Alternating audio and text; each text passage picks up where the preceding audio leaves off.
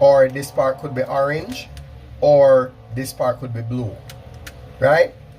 So that's another possibility. Once you see that, those two possibilities is when you can do step 8. Now step 8 is, I believe it's the easiest step to remember. So this is how I would go about it. Obviously, start with right then top, right then top, right then top, right? Now watch this. Let's do this. First, flip this all the way around.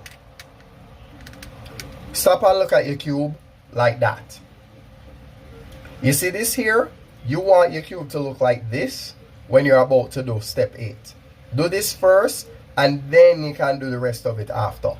You're going to do 3 clocks, 5 counters, then last clock, last counter.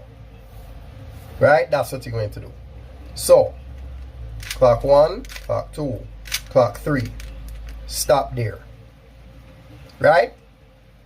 Get comfortable with doing the first 3 clocks. Now do the next 5 counters.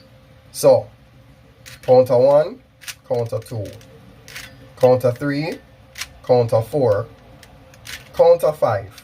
Now that we're here, final clock, final counter.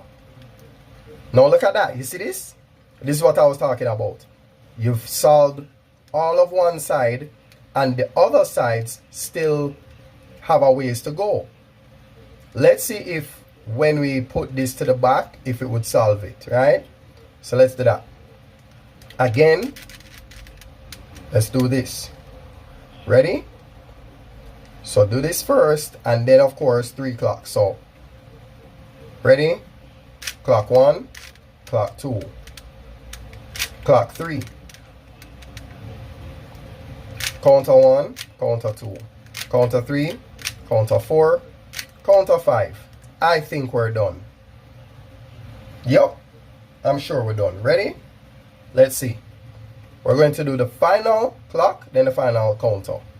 Final clock, final counter. Yeah. There we go. There we go. Yeah. Yeah.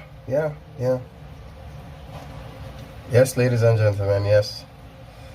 So,